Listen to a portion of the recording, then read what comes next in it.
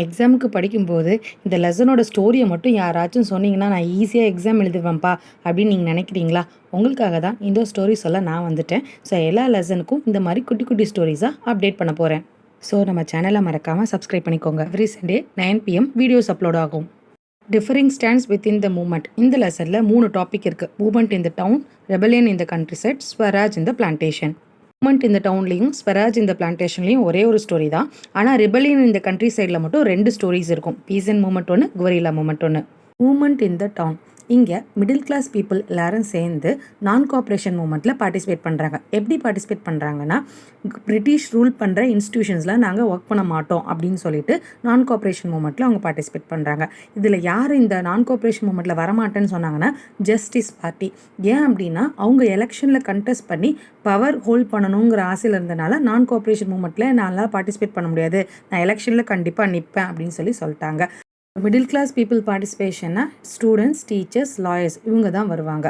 Next இவங்க என்ன பண்ணுறாங்க, அடுத்த ஸ்டெப்புக்கு என்ன பண்ணுறாங்கன்னா பாய்காட்டிங் த ஃபாரின் குட்ஸ். அதாவது ஃபாரின் கண்ட்ரிலேருந்து ப்ரொடியூஸ் ஆகி வர திங்ஸை நாங்கள் வாங்க மாட்டோம், எங்கள் இந்தியாவில் ப்ரொடியூஸ் ஆகிற திங்ஸை தான் நாங்கள் வாங்குவோம் அப்படிங்கிறது தான் இதோட ஐடியாலஜி. யாரும் ஃபாரின் குட்ஸை யூஸ் பண்ணாததுனால இம்போர்ட்ஸ் ட்ராப் ஆகுது. At the same time Indian ப்ராடக்ட்ஸோட ப்ரொடக்ஷன் இன்க்ரீஸ் ஆக ஆரம்பிக்குது, டிமாண்ட் இன்க்ரீஸ் ஆக ஆரம்பிக்குது. ரைட்ரா, இப்படியே போச்சுன்னா நான் கோஆப்ரேஷன் மூமெண்ட் மூலமாகவே பிரிட்டிஷ் என்ன பண்ணலாம், வெளில துரத்தி விட்டலான்னு இந்த லீடர்ஸ் எல்லாம் குஷியாக இருக்க டயத்தில் தான் ட்விஸ்ட் இந்த ஸ்டோரி நடந்துச்சு. காதி ப்ராடக்ட்ஸ் மட்டுமே யூஸ் பண்ணிட்டு இருந்த இந்தியன்ஸ் சடனாக கொஞ்சம் கொஞ்சமாக அதை ஸ்டாப் பண்ண ஆரம்பிக்கிறாங்க. ரீசன் என்னென்னா, காதி ரொம்ப எக்ஸ்பென்சிவ். ஆனால் பிரிட்டிஷ் செல் பண்ண அந்த இம்போர்ட்டட் குட்ஸ் எல்லாம் ரொம்ப ரொம்ப சீப்பு. கொஞ்சம் காசு கூட கொடுத்து காதி கிளாத்ஸ் வாங்கினா தான் என்ன தான் பிரச்சனை அப்படின்னு கேட்டிங்கன்னா, நாங்கள் தான் வேலைக்கே போலையே, இந்தியன் இன்ஸ்டியூஷன்ஸில் தான் வேலைக்கு போவோம்னு வீட்டுக்கு வந்துட்டோம் இல்லையா. ஸோ காசும் இல்லை, வேலையும் இல்லை, அப்புறம் எப்படி காஸ்ட்லியாக ட்ரெஸ் வாங்குறது. ஸோ இந்த பிளானும் ட்ராப் அவுட் ஆக ஆரம்பிச்சிச்சு. இன்கமும் இல்லை, அல்டர்னேட்டிவ் இன்ஸ்டியூஷனும் இல்லை, எவ்வளோ நாள் தான் நம்ம போராட முடியும்னு சொல்லிட்டு எல்லாரும் பழையபடி பிரிட்டிஷ் இன்ஸ்டியூஷன்ஸ்க்கே திரும்ப போக ஆரம்பிச்சிட்டாங்க. நெக்ஸ்ட் நம்ம பார்க்க போகிறது நான் கோஆப்ரேஷன் மூமெண்ட் இந்த கண்ட்ரி சைட். ஸோ நான் சொன்ன மாதிரி 2 மூமெண்ட்டு, பீசன் மூமெண்ட் ஒன்று, கொரில்லா மூமெண்ட் ஒன்று. மூமெண்ட். ஸோ இதில் நம்ம ஞாபகம் வச்சுக்க வேண்டிய முக்கியமான பர்சன் பாபா ராமச்சந்திரா. இவர் ஒரு சன்னியாசி. ஸோ இவர் தாலுக்தார்ஸ் அண்ட் லேண்ட்லார்ட்ஸ்க்கு எதிராக என்ன பண்ண போகிறாரு, பீசன்ஸ் எல்லாம் கூட்டி வச்சு மூமெண்ட்டை ஸ்டார்ட் பண்ண போகிறார். தாலுக்தார்ஸ்க்கும் லேண்ட்லார்ட்ஸ்க்கும் எகென்ஸ்டாக இவங்க ஏன்பா இந்த மூமெண்ட்டை நடத்தணும்னு கேட்டிங்கன்னா ஒரு லிஸ்ட்டே இருக்குது கம்ப்ளைண்ட்டு. ஸோ இந்த பீசன்ஸ் என்ன பண்ணுவாங்க, இந்த லேண்ட்லார்ட்ஸ் கிட்ட நிலத்தை லேண்டை என்ன பண்ணுவாங்க அப்படின்னா ஒத்திகைக்கு எடுத்துக்குவாங்க.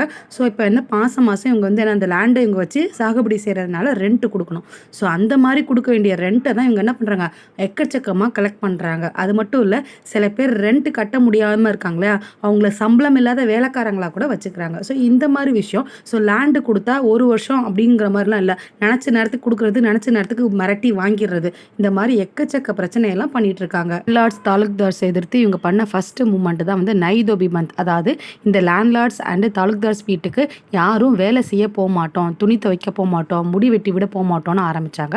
ஸோ அதுக்கப்புறம் ஜவஹர்லால் நேருவோட பிரசன்ஸில் ஒரு நல்ல விஷயம் நடக்குது. ஸோ இதெல்லாம் விசாரிச்சுட்டு அவர் என்ன பண்ணுறாரு, ஊது கிசான் சபா அப்படிங்கிற ஒரு விஷயத்தை அவர் ஆரம்பிக்கிறாரு. ஸோ அவர் ஆரம்பித்த அந்த கொஞ்ச நாள் 300 பிரான்ச்சஸ் எல்லா வில்லேஜ் ஆரம்பிக்கிறது. பர்பஸ் என்னன்னா, இந்த லேண்ட்லார்ட்ஸ் தாலுக்தார்ஸ்க்கு எதிர்த்து போராடணும் அப்படிங்கிறத ஊத் கிசான் சபால நிறைய பேர் சேர ஆரம்பிக்கிறாங்க. ஸோ இந்த அவாத் பீசன்ஸோட ஸ்ட்ரகிள் என்ன அப்படின்னா, எப்படியாவது இந்த லேண்ட்லார்ட்ஸ் அண்ட் தாலுக்தார்ஸ் பண்ணுற இந்த விஷயங்கள் எல்லாம் ஸ்டாப் பண்ணி என்ன நியாயமான விஷயங்களோ அதை நடக்க வைக்கணும் அப்படிங்கிறது தான் அவங்களோட கோலாக இருந்துச்சு. ஆனால் 1921 இந்த மூமெண்ட் அமைதியாக போராடுறதை விட்டுட்டு சண்டை போட ஆரம்பித்தாங்க. தாலுக்தார்ஸ் லேண்ட்லார்ட்ஸோட வீட்டெல்லாம் போய் அடித்து உடைக்கிறது, சூறையாடுறதுன்னு பண்ணதுனால இந்த மூமெண்ட் ஸ்டாப் ஆச்சு.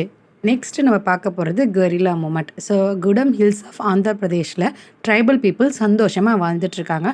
ஸோ அங்கே தான் ஒரு பிரச்சனை ஆரம்பிக்குது. ஸோ 1920s ஃபாரஸ்ட் லா அப்படின்னு ஒன்று இம்ப்ளிமெண்ட் பண்ணுறாங்க.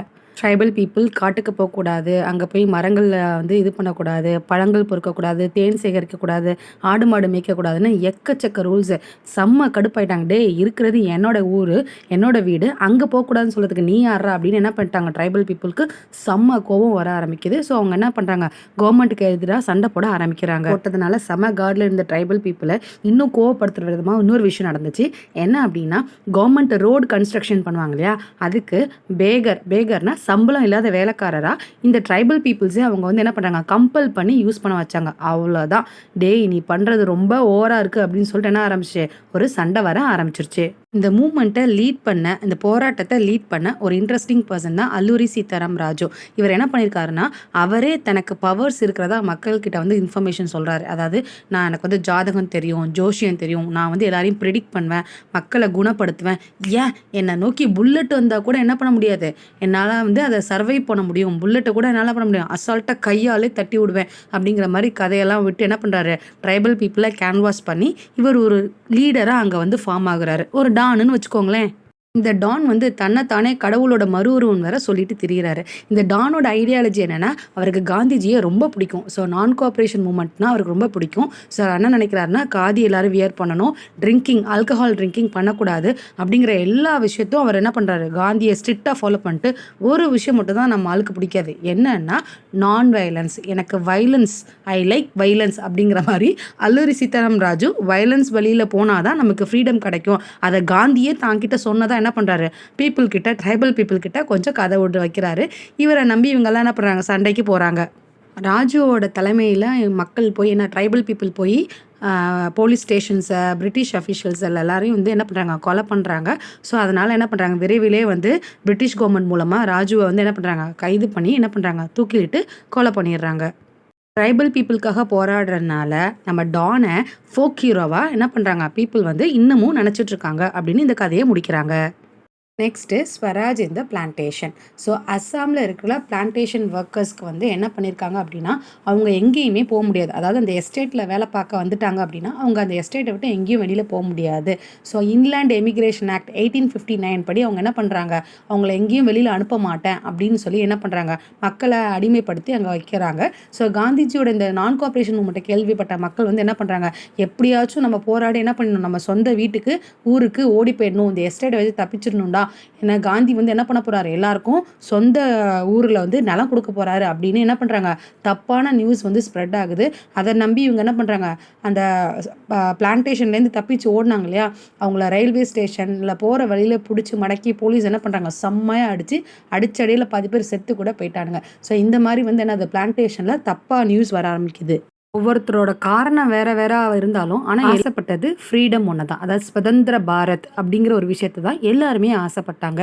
இதுக்கெல்லாம் ஹைலைட்டான ஒரு விஷயம் நடக்குது. 1922 சௌரி சௌராங்கிற பிளேஸில் அஹிம்சை வழியில் வந்துட்டு ப்ரொட்டஸ்ட் பண்ணிட்டு இருந்த அந்த பீப்புளை வந்து என்ன பண்ணுறாங்க, போலீஸ் அடித்து என்ன பண்ணுறாங்க, நிறைய பேர் அந்த இதில் வந்து கொல்றாங்க. இதை கேட்டு வந்து ரொம்ப வருத்தப்பட்ட மகாத்மா காந்தி, இந்த நான் கோஆப்ரேஷன் மூமெண்ட்டில் தானே இவ்வளோ பிரச்சனையும், மொத்தமாக இதை இழுத்து மூடுறண்டான்னு சொல்லிட்டு ஹால்ட் பண்ணிடுறாரு. லெசனில் டைரெக்டாக கதையில் வரலனாலும் இந்த 3 இன்சிடென்ட்டு இந்த லெசனில் தான் நடக்குது. ஸோ இதை கண்டிப்பாக தெரிஞ்சுக்கோங்க.